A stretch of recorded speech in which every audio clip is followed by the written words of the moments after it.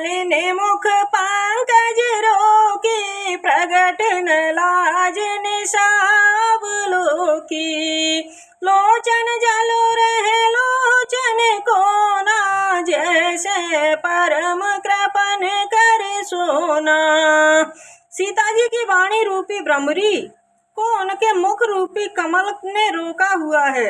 लाज रूपी रात्रि को देखकर वह प्रकट नहीं हो रही है। उसी प्रकार उनके नेत्रों का जल नेत्रों के कोने में ही रह जाता है। जिस प्रकार किसी कंजूस का सोना कोने में ही गड़ा रह जाता है। सकुची व्याकुलता बड़ी जानी, धर धीरज प्रतीत और आनी। तन मन वचन मोर पनु साचा, रघुपति पद सरोज चतुराचा। अपनी बढ़ी हुई व्याकुलता को जानकर सीता जी सकुचा गईं और धैर्य पूर्वक हृदय में विश्वस्त हो गईं कि यदि तन मन और वचन से मेरा प्राण सच्चा है तथा श्री रघुनाथ जी के चरण कमलों में मेरा चित्त वास्तव में अनुरक्त है, तो भगवान सकल उर्वासी करे मोहि रघुवर के दासी। जह के जह पर सत्य स्नेहु, सोते मिलई न कछु संदेहु। तो सबके हृदय में निवास करने वाले भगवान मुझे श्री रामचंद्र जी की दासी अवश्य बनाएंगे।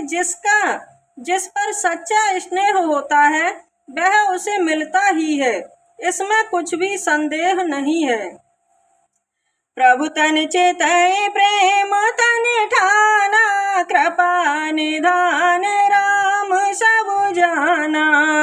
सियहि विलोकित क्यों धनु कैसे, चितव गरुड़ लघु ब्यालहि जैसे। प्रभु की ओर देखकर सीता जी ने यह निश्चय कर लिया कि यह शरीर इन्हीं का होकर रहेगा या रहेगा ही नहीं। कृपा निधान श्री राम जी सब जान गए। उन्होंने सीता जी को देखकर धनुष को ताका, जैसे छोटे से सांप की ओर गरुड़ जी देखते हैं। लखन लख्यो रघुवंश मणि, ताक्यो हर को दंड।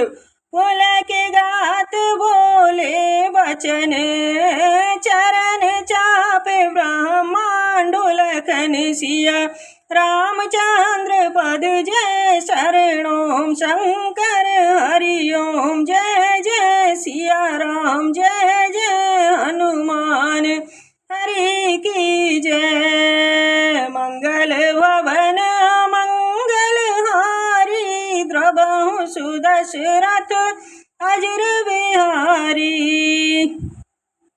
इधर जब लक्ष्मण जी ने देखा कि श्री रामचंद्र जी ने शिव जी के धनुष की ओर देखा है, तो वे पुलकित होकर तथा ब्रह्मांड को चरणों से दबाकर बोले, देश कुंजर हूँ कामठ आहि कोला, धरहूँ धरनी धर धीर न डोला।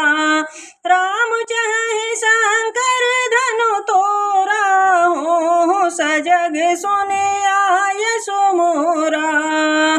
हे दिग्गजों, हे कच्छप, हे शेष, हे वाराह, धैर्य पूर्वक पृथ्वी को थामे रहो, जिससे यह हिल न सके, क्योंकि श्री रामचंद्र जी शिव जी के धनुष को तोड़ना चाहते हैं। अतः मेरी आज्ञा सुनकर सब सावधान हो जाओ। चाप समीप राम जब आए, नर नारी सुर सुकृत मनाए। सब कर